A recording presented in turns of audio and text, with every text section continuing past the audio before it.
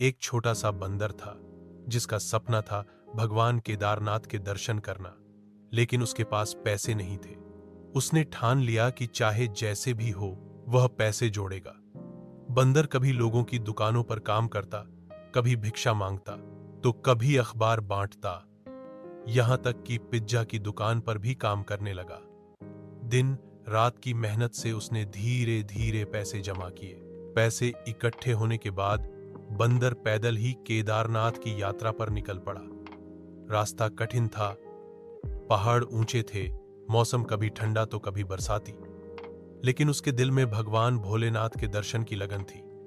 40 दिनों की लंबी यात्रा के बाद आखिरकार वह बाबा केदारनाथ के द्वार पहुंच गया।